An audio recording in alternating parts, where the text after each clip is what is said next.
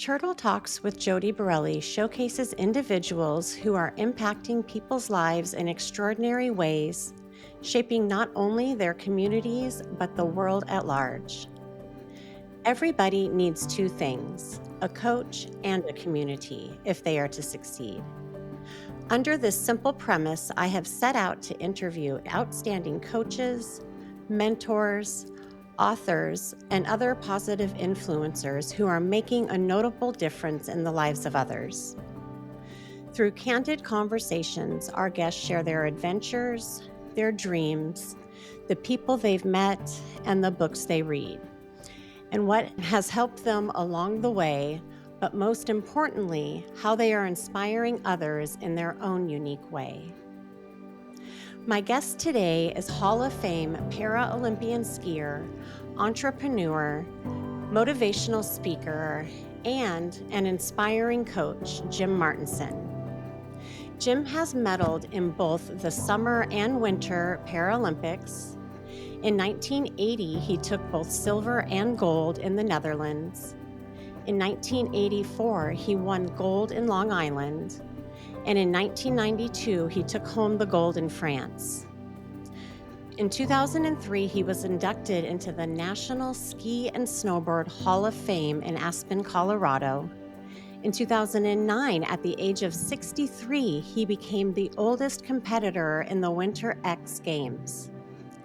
Jim has raced in over 100 marathons and won the Boston Marathon in 1981, the same year he founded his company, Magic in Motion, a company that specializes in lightweight performance wheelchairs and monoskis. Jim is considered the founding father of adaptive skiing, is a double amputee, and I am proud to say my very first coach when I was 8 years old. So please welcome Jim Martinson. Hey, thank you very much, Jody. Great photo. That was a few years ago, Yeah, and great memories. quite a long time ago. Yeah, I've got our little team photo here too. Let's see if I can get this pulled up. Man, look at us. Right. There's you, and I'm right there, number Yeah, 16. Oh my goodness. Yeah. That was over 40 years ago. And man, it's amazing to think back to those times and just to recognize how lucky am I to have had you of all people as a coach. You are such an inspiration. I want you to tell us a little bit or a lot bit about what your story, what you're doing, and how you're helping others. well, thanks, Jody. First of all, thanks for having me, and it's gonna be fun to talk and bring back some memories. Um, Actually, I think the easiest way to start is I have to go back to why I'm in a wheelchair, and Mhm. basically that's something that most people ask, and when they see me, if I'm rolling around in my wheelchair, if I'm walking around with my prosthetics. But was wounded in Vietnam in 1968. Was hit with a bouncing Betty landmine. It was a bad day. It was June 29th, 1968, and that explosion, possibly two of them, we're not 100% sure, took the lives of three of my friends in my squad, in my platoon, Mhm. and put me on a helicopter. I was flown back to Da Nang and then later to Japan and then on to Washington State, where I was now a bilateral above knee amputee. That means that both of my legs were off above the knees. So everything that I used my legs for prior to Vietnam was now going to be a whole new way of life. So, Yeah. Wow. So a whole new way of life. I was watching some of your interviews, your speeches and whatnot. And one of the quotes that you had said was that when you lose something like your legs or if dealing with an adversity, you have two choices. One is to quit, mhm. and the second is to learn how to start over. And so that whole idea of starting over is terrifying to most people.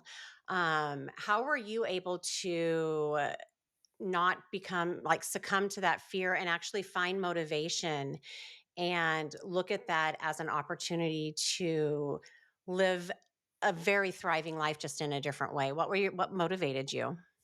Oh boy. So many things motivated me. First of all, um, what you saw or what you read or heard is so true because I you have you have to start somewhere, and I know that what you're doing here is talking about getting people to move forward, and you can't do it by yourself.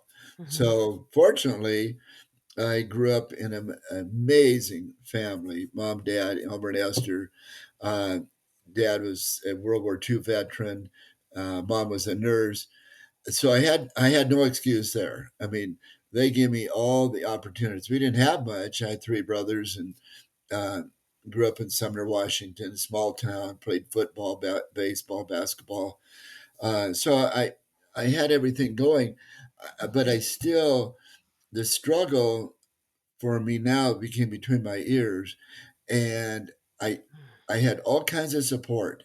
I didn't come back to the Vietnam that we hear about that people were spit on or they were told that they were baby killers or things like that. I came back to Madigan Hospital with 40 to 50 amputees. I was a cheerleader in the hospital because that was my personality. And I'd grab them and say, come on, let's take these 60-pound wheelchairs and roll down the 7 miles of corridor at Madigan Hospital. Mhm. And it was fun. It was fun. But what really hit me was when I got out of the hospital and went into the real world that wasn't all accessible. Mhm. And I was too proud. I was kind of a proud person. Now I didn't have my legs. And so I always wore my prosthetics and wore long pants. And I learned how to get rid of my polio crutches and then my two canes and then finally walk with one cane. And I guess I was sort of proud and embarrassed, which is maybe a good thing, but maybe a bad thing because I had to deal with that. So Mhm.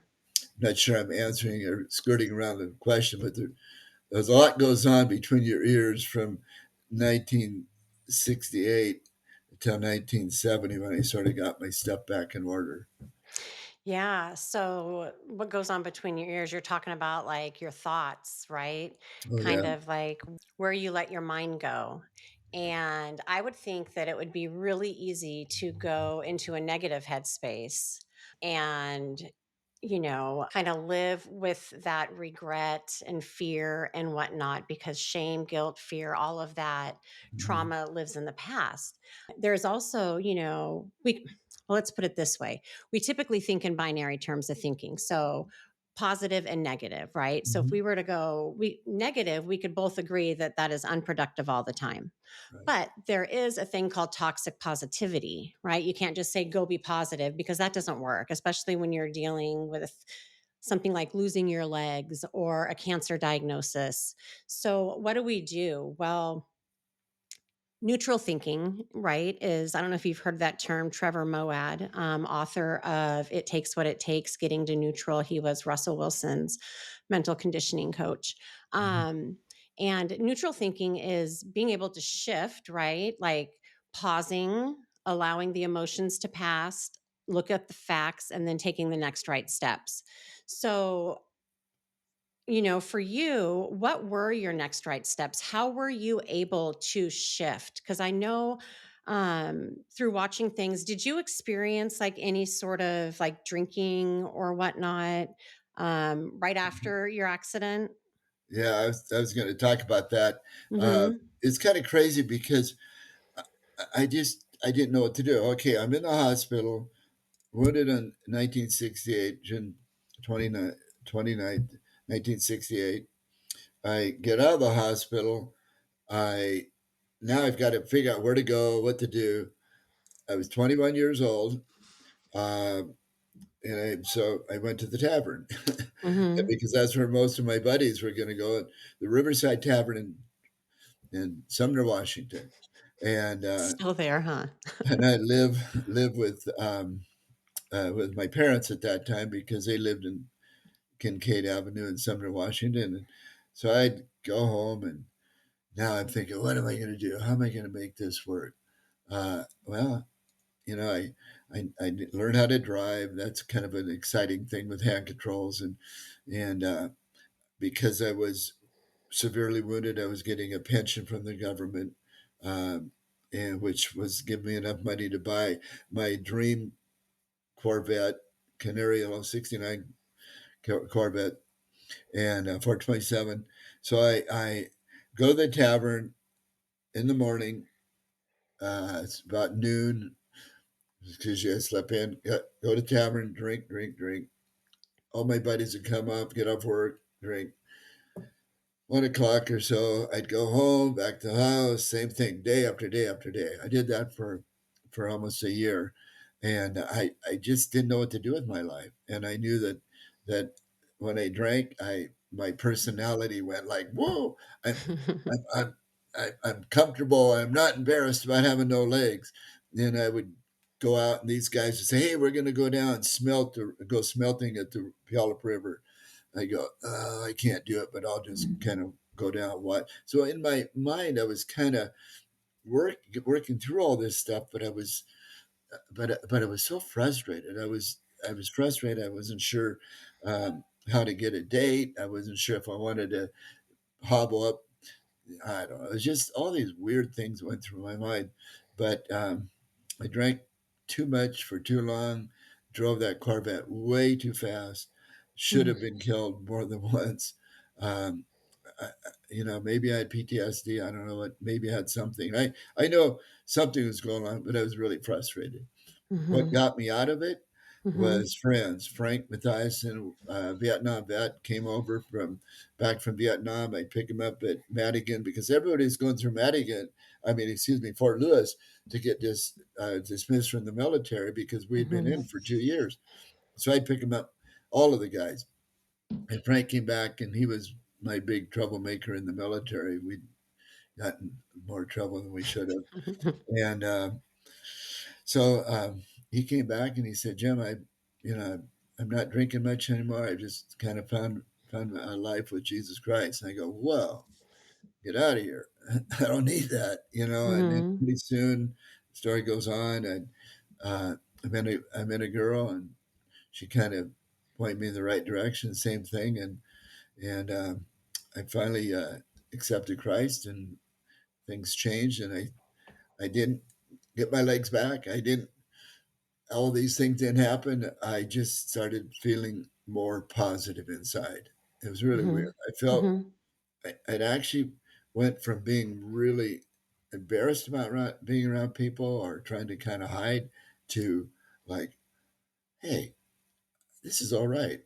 I can be helpful to people rather than somebody who's all depressed and down in the dumps. Mhm. Nobody thought it was that way. Everybody thought I was doing great, but Mhm. that helped. And it's when I talk about it, it seems like it's really short, but it's a all that whole experience is a growing experience. It's not just Oh, yeah, absolutely. I hear you talking about acceptance. It sounded like you reached a point of acceptance Mhm. and you realized that coming outside of yourself and helping others is really what makes us whole. Yes. I And mean, what pardon? helped what helped me a lot, Jody, was after I did that, I started getting outside of this tight little circle that it was now, and I met some people that played wheelchair basketball. I Mhm. thought, and I wasn't doing any exercise, but I always was one that liked exercise. So I met these guys. They introduced me to wheelchair basketball in Tacoma.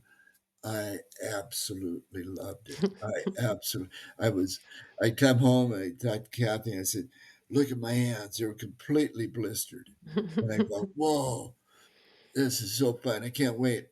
And so that another thing between my relationship with God and then my now all at once I started finding myself, it was really like, wow, this is exciting. Mhm. So, Yeah, community is the answer. yes. It's the cure for addiction, it's the cure for isolation. As humans, we are social creatures. And typically, when we deal with some adversity or going through like a bad time, Mhm. or some sort of addiction, we tend to isolate. And man, that just adds fuel to the fire. And I love that you are just talking so much about like the theme of what my podcast is about. Mhm. It's about having a coach in a community and overcoming an adversity and how you did it, right? And Mhm. the answer is through community. And everyone finds that in different aspects. And I want to keep going and hear more about where the basketball led to, because I'm assuming after you got into the wheelchair basketball, that's when you got into racing, and then all of a sudden now you're an Olympian. So please tell how all of that transpired, and the mindset that you had to have, like, in determination, just to train for those types of events. I Yeah. mean, it's absolutely amazing, because talking about, the chaos that was going on Mhm. inside your head and then going to that level, that is from one extreme to the next. Yeah. Man, it's everything you're saying is so true, and I just wish I could give it to everybody and how it worked. But honestly, um, the wheelchair basketball uh, was part of it. My family, I grew up with such a cool family, and we had horses. My dad rented horses out up on the 410 highway near Crystal Mountain, and I got back, and Dad said, "Well, I'm going to build you a saddle, a special saddle, so you can ride horses." That was the mentality that I grew up under, and Mom was just had so much faith and so much love.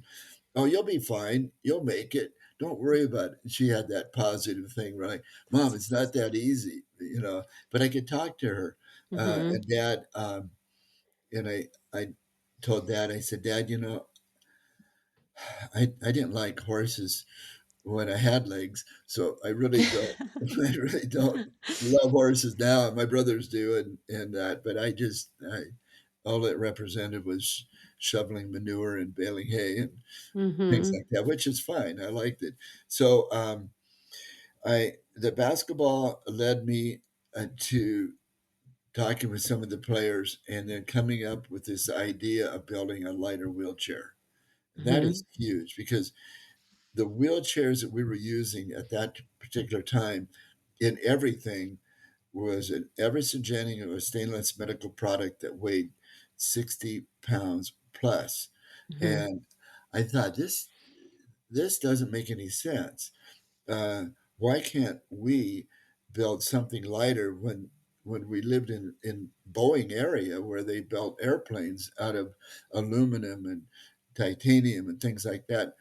And so I worked with my little buddy Jim Hernandez, paraplegic from a car accident when he was 3 years old. Mhm. He and I sat down. We designed two or three wheelchairs. I got a friend of mine to weld them, put everything together, took him to our basketball team, and the light just went on, and it was incredible.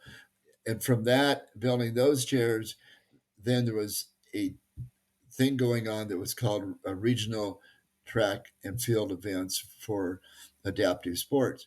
And so I wanted to go to that, and I started doing the 100 meter, and then pretty soon I went down to Nike OTC Oregon a marathon in Eugene, Oregon. So I went down there and I pushed, but I had trained really hard for this. I pushed 26.2 miles in an everyday wheelchair that weighed 60 pounds. Wow. And I did it in 3 hours and 3 minutes.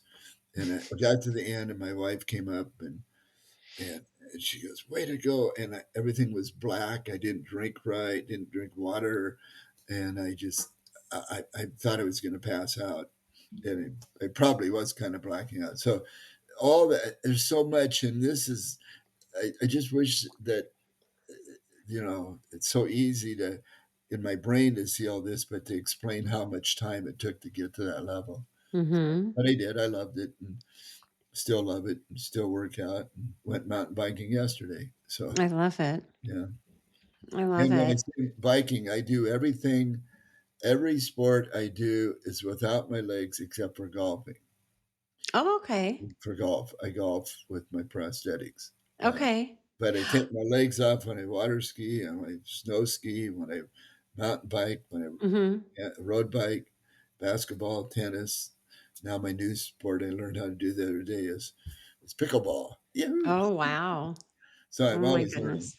I Not too love old. it. Right? Lifelong learners. Yeah. Yeah. That is how we stay young for sure. Um, so what got you into like the Olympics? How did that all transpire?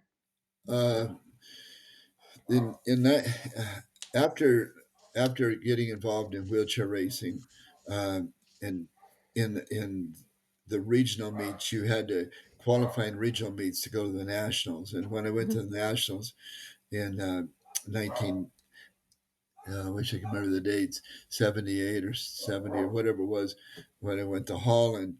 Um, I had to compete at nationals to at regionals to make the national team. I made the national team, then I got a letter to be able to participate in the Paralympics. They weren't called the Paralympics right at that point. They were actually in Stoke Mandeville, Mhm. but I made the team, and we had a really strong team of Americans. So it was fun, and I just got into it. I'm so competitive, even when Mhm. I golf. Even though I never golfed growing up with my real legs, it's just like I just can't stand not doing my best, and I think that Mhm. helped. That's helped all through my pros my losing of the legs. So, Yeah. I don't know. Always Ramble, doing ramble, your here I best. go. I love it. How did so can you tell me how did you've pretty much touched on how you've developed a winning attitude. I mean, you had positive influences from your parents. You had, um, a go get 'em attitude, and you had friend support. But what can you tell me what fueled your spirit? Mhm. I know helping others for sure. That and you have the legacy that you have left is impactful. I mean, the lives you have changed. But what has fueled your spirit to continue achieving, to continue learning, to continue competing? Yeah, uh, Jody, it's hard to say, but um, it just I felt like when I developed that wheelchair with Jim Hernandez and I, Mhm. and then I started working with some folks that would actually weld these chairs and build.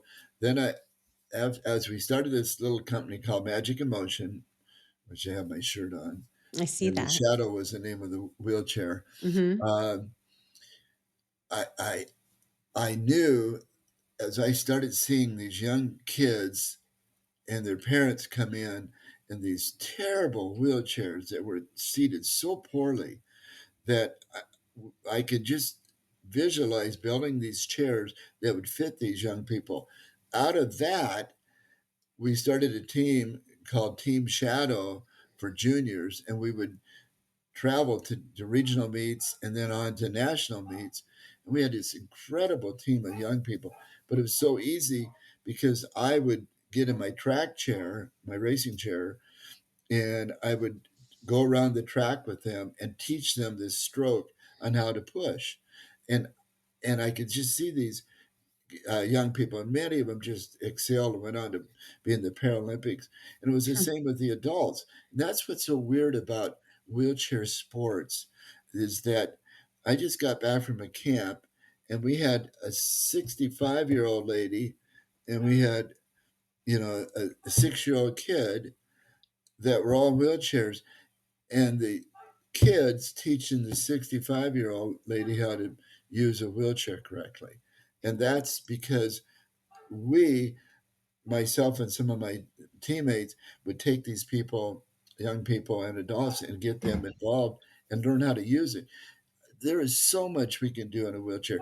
It's so much easier now because the chairs are better and the adaptive surroundings around us. I mean, there's curb cuts, there's handicap stalls, which usually get used by people that don't really need them, Mm. but that's another story. Uh, yeah, so it's exciting. I've watched young people go into the Paralympics and win medals, so it's exciting. So, Can you tell me a little bit more about this camp that you just came back from? Because I know you started this like 30 plus years ago in Minnesota. Can you tell us a little bit more about this camp you're talking um, about? back in uh, 39 years ago, racing I would travel to races. I had two things going. I owned a wheelchair company, so I traveled to races. And the race in Minnesota was called the Kaiser Roll. Now, the Kaiser Roll was a roll in a restaurant that was a Kaiser Roll that was really good, and they supported and sponsored that. And there's $1,000 purse at that race. And so I'd travel to these different races, and I'd have my all my stuff to measure people for wheelchairs and fit them for wheelchairs, but I'd also race. Well, I'm at the starting line. There was 500 wheelchairs, which is pretty exciting. And at 500, I was ranked one of the top. I had won the Boston Marathon, and it's probably 1982 or something like that. And I in that starting line, and Bob Bardwell, a paraplegic that was in a really weird uh, accident with in his big skid loader. He was underneath, and the guy hit the button and broke his back and became a Mm. paraplegic. Well, Bob was a race survived and became a wheelchair athlete and a racer. And he came up to me right at the start and he goes, "Jim, I saw your I saw your article in the Billy Graham magazine about racing for God." And I go, "Yeah, hey buddy, right now I'm focusing on the." So I wasn't very Christian at that Hmm. moment, and and I said, "Just I'll talk to you afterwards." And I went on to win the race, and I felt so bad. I got down. I go, "Where's that guy? I got to find that guy." I didn't really know who he was. Hmm. And he came up. He said, "My parents had this property, and my dad has had a dream his whole life in me running a camp for all people, a Christian camp. I want to do a wheelchair camp." I said, "Well, let's do it next year." Wow. And we had 60 people of all ages. Incredible. It just does your heart good to see. We do slalom course. We do pickleball, basketball, tennis, water skiing, zip lining, on and on and on. Everything. Everything. And if you say, well, how do you do it in a wheelchair? We modify it. You Hmm. watch softball, and some of these people can hardly swing a baseball bat. Hmm. We teach them everything, and and they just come away with this incredible smile and it's constant or smile. You first get there, the first day, there's a lot of them don't know each other. A lot of them keep coming back, Hmm. and you can just see they're really kind of shy and quiet. Hmm. The end of the week, I get up at 6 in the morning earlier, and I don't go to bed until 11:30 at night. At Hmm. my age, this kills me. Yeah. Those kids are Yeah. out there just chatting, and we have horses, we have horseback riding, Wow. javelin, shot put, you name it. Any sport you can think of, we modify it to make it work for wheelchair athletes. How empowering. I mean, many probably wouldn't even have an opportunity to do many of those sports just Yeah. because some of them might be privileged or, and especially even more barriers when you have a disability. But what a gift. What a gift and memories and teaching people that they can do anything, right? We just need to have those brave heroes that pave and lead the way, Yeah. which you are. I'm curious. So when I was doing my research, there's a on all trails a Jim Martinson trail. Is that your trail in Puyallup? Yeah, yeah, it's right I don't at know. Wildwood Park, Okay. not too Yeah. far from where you grew up. Yeah. And after winning the Boston Marathon, many opportunities came about. Like wow, and the city of Puyallup. Actually, they just did a thing last month or last year of the Jim Martinson Day. So I That's have a what I day. heard. Yeah. So I What day is that? sometimes, What so you have to ask my daughter because I can't remember what day it Okay. is. I remember when she posted that, but Yeah, yeah, but that's so cool. and I bless their heart when they made this trail. If you've ever been to Wildwood Parks, it's a Mhm, great trail for cross country, but it's mhm, totally not accessible for wheelchairs. mhm. Totally not accessible for a bilateral amputee Uh-oh. walking. But I love it because now that I got this mountain bike that has been developed, now I can go over and ride my trail. And it's pretty Ooh, cool. So it was a thought that counted. I suppose they should have put it in the flat, made it a little better, but that was probably. good. But we didn't think that way in the '80s. I No. always see the mentality of wheelchair users Mhm, has really changed over the last 60 years, and mhm. it's changing, not as rapidly as it used to change, but Yeah, yeah. Wow. Man, can you think of, like, any particular individuals or group? I know you mentioned a couple friends, but Mhm. other community supports or whatnot that helped you along the way? Yeah, the biggest help. I mean, you can't do it on your own. Mhm. You, I just I had so much positive uh, people behind me. I mean, two quick stories. So I'm laying in the hospital bed, and who comes in? My high school football coach, my high school baseball coach, Oh, wow. and and and, and a couple other coaches. Mhm. And here I am at Madigan Hospital. I mean, I grew up in Sumner, and Madigan is in Tacoma, Mhm. and but but a World War II veteran by the name of Ralph Wellis. I was at that time I was working for Puyallup Heating and Air Conditioning, and Ralph was a rep for another company that would come in and sell his products. And he and I became really good friends. He had Puyallup, his kids went to Puyallup, and he was excited about me doing my wheelchair racing because I hadn't started my company at that point. And he goes, "Well, I'm going to help you get support to go to the Boston Marathon." Boston Marathon, when I won the race, I won a trophy and a lot of accolades. All right. The winner of the men's division and the women's division won $50,000 each. Uh, Now, today, Wow. wheelchair winners win the same amount of money as the women and the men. So you can see how things change. But Ralph says, "Well, I'll help you get some support." So he went down to our local McDonald's. Mhm. So now, when you see that picture of me that you talked about winning the Boston Marathon, I don't know if you saw that. Mhm. Um, on the front of my shirt is It a was McDonald's, I saw McDonald's. that. Yep. Yeah. Now, why would anybody not put power bars? Well, we didn't have power bars. With True Gatorade, we didn't that. have Gatorade. So Yep. so I put McDonald's, and people, uh, how great this. So Ralph went down to McDonald's and said, "Hey, look, um, my buddy Jim is racing. He's going to the Boston Marathon. We're trying to raise support." And they said, "Every French fry we sell on this day, we will give him the money to go to the Boston Marathon."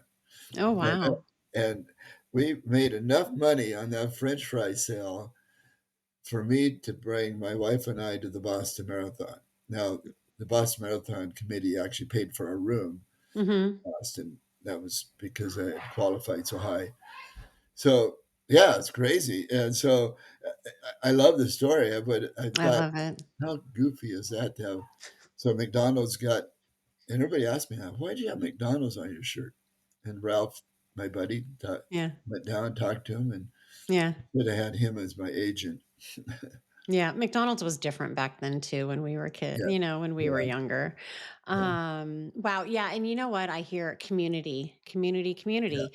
Puyallup and Sumner are both great communities. Puyallup, I Mhm, mean, we rally behind our people, mhm, no matter what. I know you know my story of addiction, and I can tell you that the most support that I have had is from my people from Puyallup, really? classmates, individuals, even um, past teachers that I bumped into or have reached out to me on my socials because talking and sharing about anything that is a Mhm, struggle, whether it's addiction or losing your legs. When someone is able to bear testament and share their story, we normalize the conversation and help mhm, empower others to speak up. And so mhm, that way they feel empowered and able to thrive. I mean, mhm. that's the whole point, right? We don't want to be in a surviving state. We want to thrive.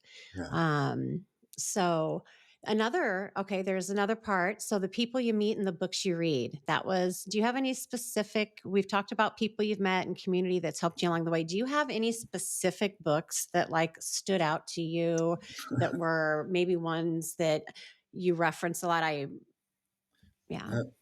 Uh, I laugh at that because I read, I don't read as much as I like to. Hmm. I read a lot of short stuff, but I I get well, after I had a skiing accident here last year, so I started doing some stuff on reading stuff that was on podcast, and that's kind of cool.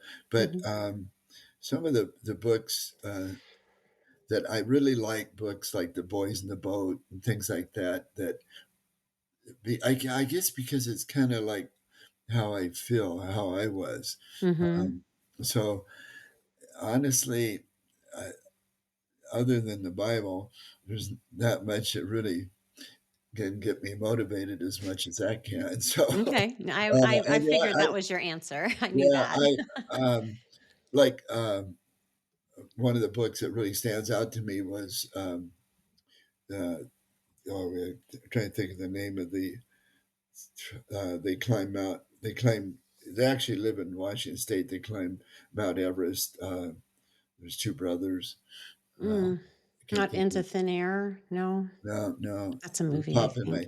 But that kind of I like to see things that people like really challenge themselves to Mhm. get to where they are.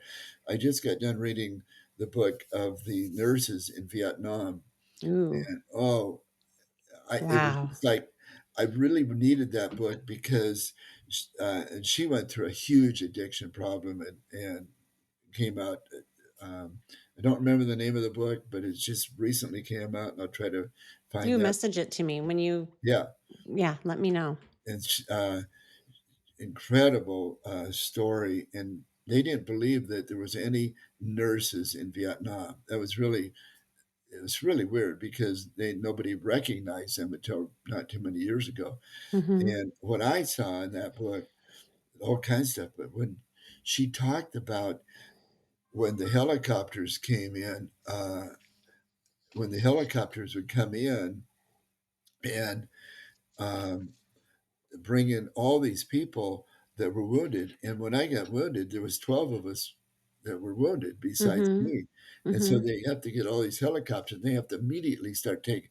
So I was kind of visualizing what it was like for me in there because I was conscious when I got hurt, but I remember certain things. I remember my finger was just barely hanging on. I Mhm. remember uh, getting carried into a helicopter. I remember it was hard to breathe, and I remember getting off the helicopter. It was raining, and then I don't remember anything. So for 6 days, and then I woke up 6 days later, Mhm. on July 4th in Japan, and I'm going. Now I'm reading this book. What she experienced was I Mm. was one of those people, even though it Mhm. probably wasn't hers. Uh, and I just finished the book. That shows you my memory. I give it to somebody else to read, but I will get it and give Yeah, it let to you. me know the name of it. That's Yeah. interesting. And she went Um through a lot. I mean, your story and hers are very, very close. Okay. Yeah, she was like a really, really uh, grew up in San Diego and a high richy area, and Mhm. then she went completely down the tube Mhm. because she went through PTSD and Well, that yep. yeah, So, the gateway drug, yeah, it's trauma and emotional yeah, pain. So, yeah, you experience trauma, you're not able to process it, you can't reconcile yeah, traumatic events. I have diagnosed complex PTSD, actually yeah, just went back to work after a 2-month leave, really, because of stuff that I experienced during my addiction. And the sure, population I work with at the methadone clinic, I mean, things come back to me, and yeah, without my permission, I get intrusive thoughts and yeah. um, I know how. whatnot. But yeah, and that leads to addiction. It really just fuels it. And so I'm always very curious to hear other stories. My story is not unique. And what's interesting is just that most people don't talk about it. They live with so much No, shame, they do not talk about it. And mine, I ended up on Washington's Most Wanted, so, like, I needed to have that publicly, like, that happened, my kids saw all that, and so I no, was my mission to just, help others and, do the best that I could, and everything just kinda snowballed with, yeah, yeah. um, the way, like, media and different Mhm. outlets and schools have kinda picked it up, but it's great. This this book parallels exactly what you're saying. I mean, I almost don't want you to read it because it might go.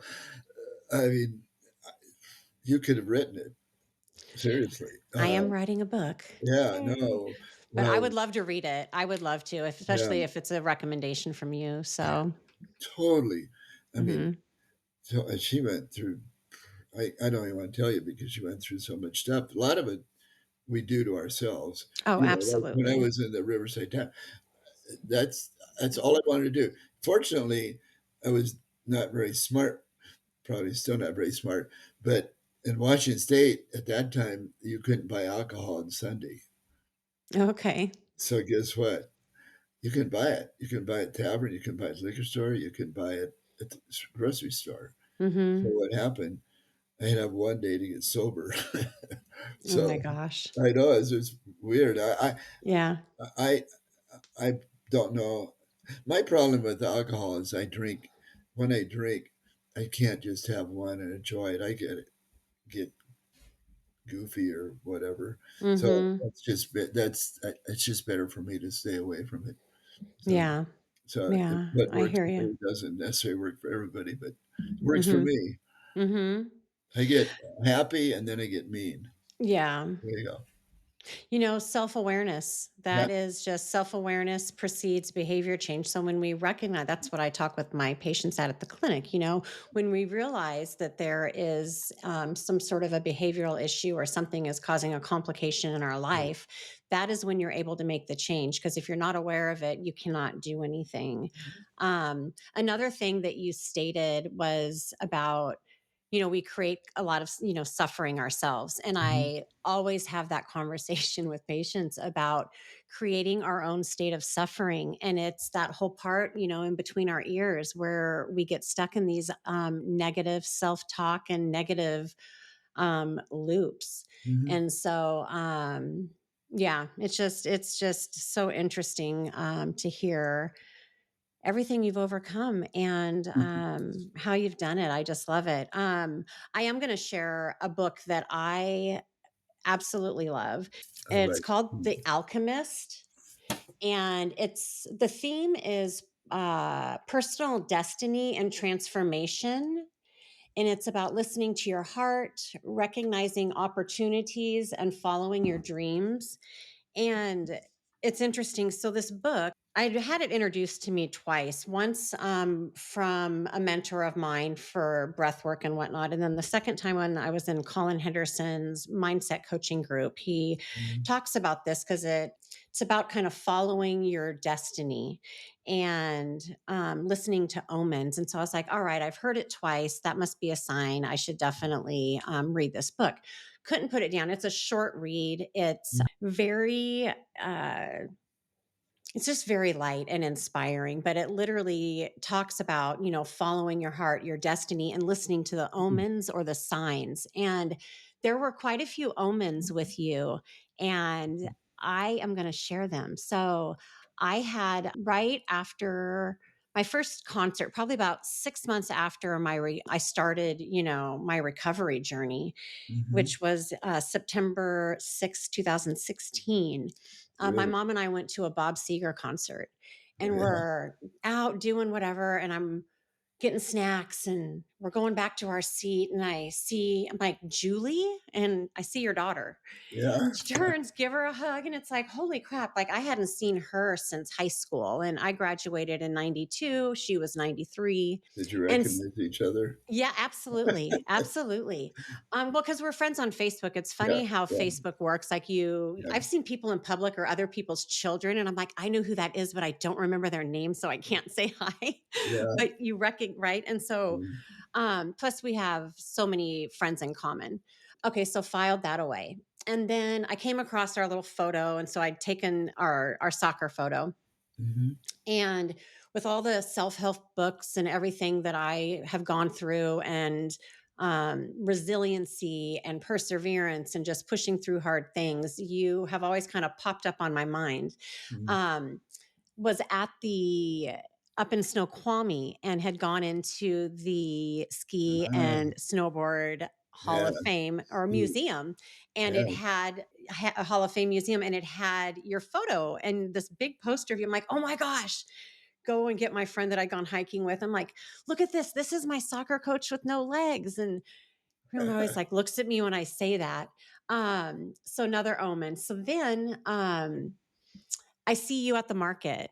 I was down. I went and met Melanie and Cheryl, just a couple other friends, and Jenny, some friends from high school. We went down to the night market, Yeah. and you and I had just become friends on Facebook because I saw Julie had posted some stuff about Yeah. you. And I was like, oh my gosh, Jim is such an inspiration. I really need to follow him and what he's doing.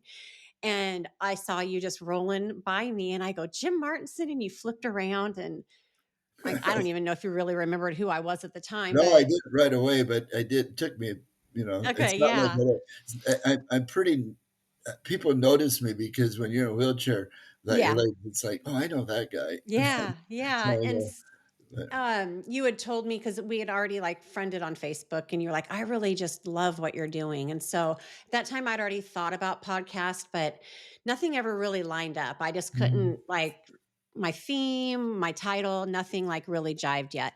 So then just recently I've been got all the equipment when I was on medical leave, and I'm like, all right, I want to ask Jim Martinson. I have all these alarms set on my phone, all these sticky notes for months. I've been wanting to reach out to you.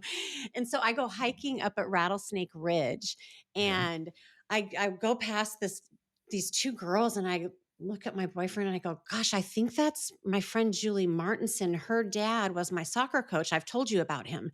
yeah. He goes, well, why don't you say something? And I'm like, Julie. And I said it kind of quiet. And then her friend turns around. I go, Julie. And she turns around, and I'm like, oh my gosh.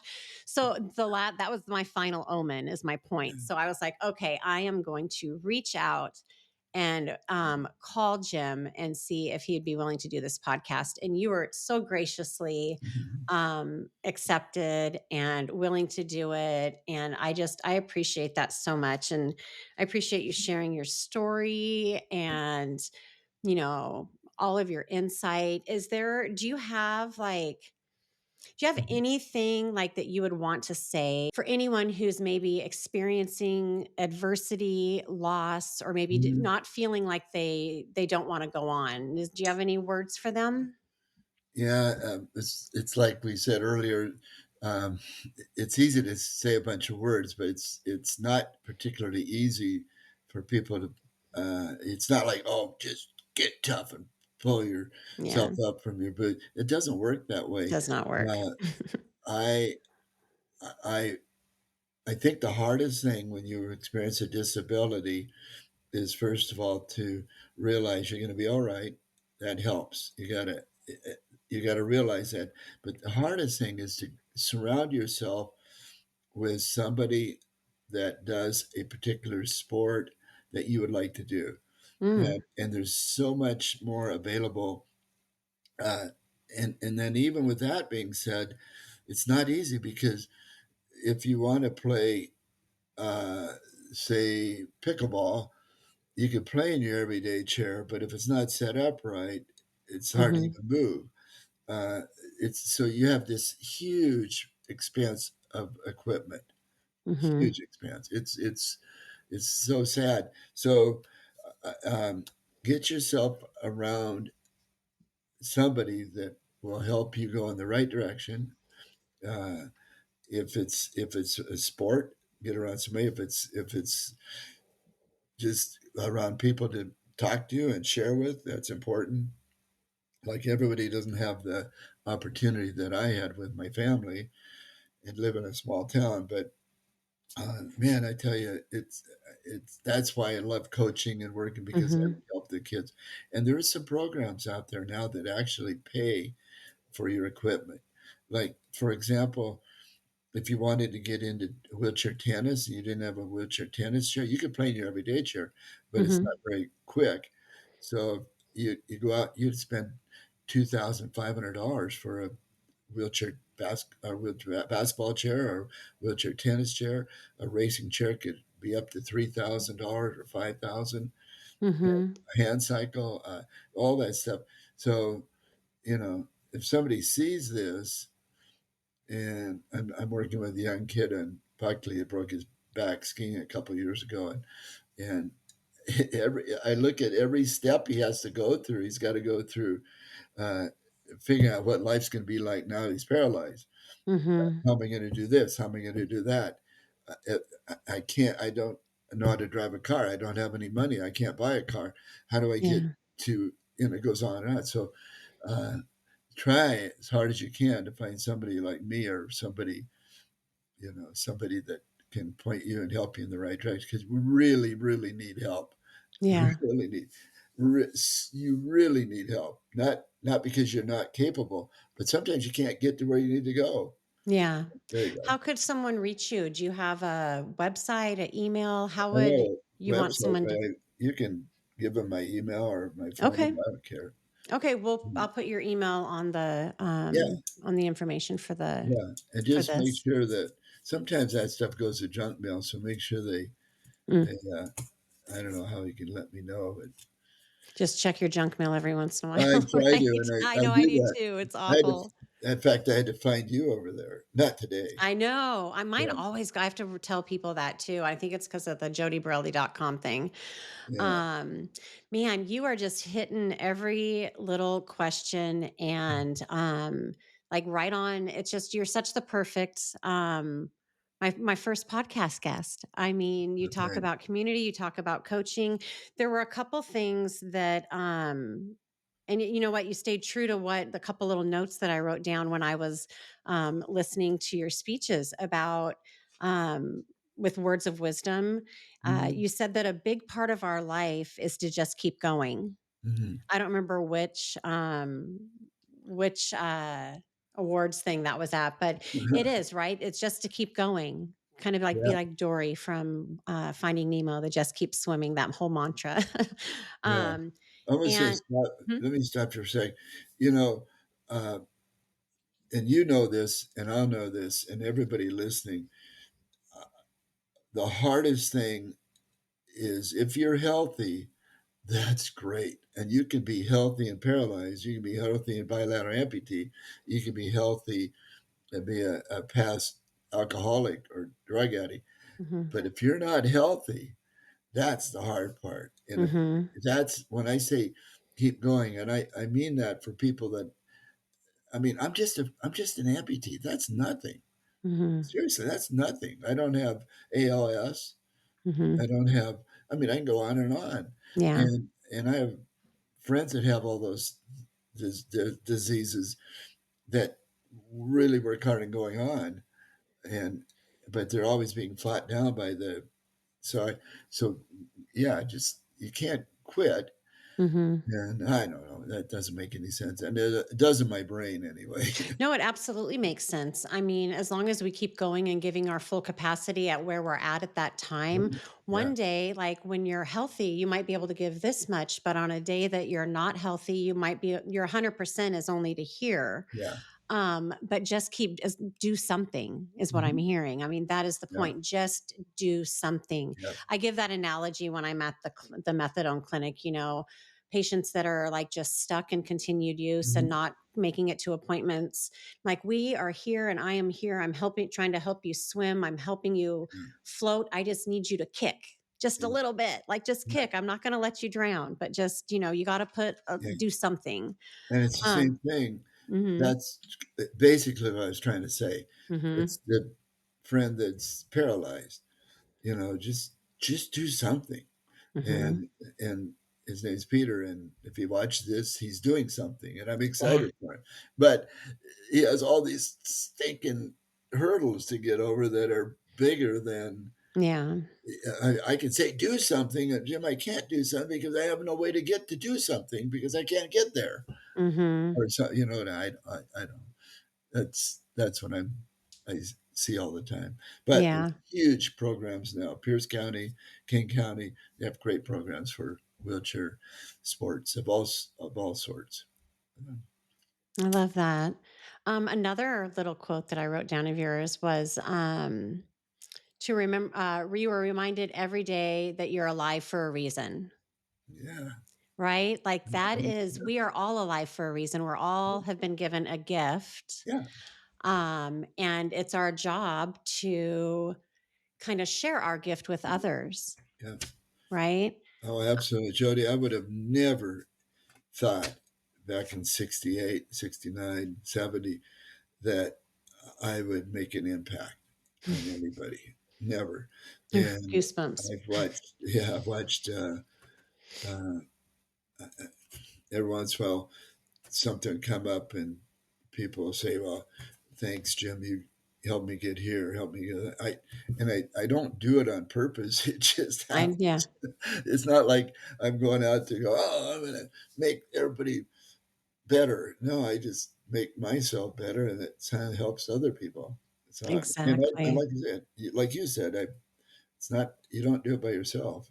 No, none of us got here on our own. We all had help, Yeah, right? A coach and a community. yeah, So, yeah, and I'm going to read the last little blurb here.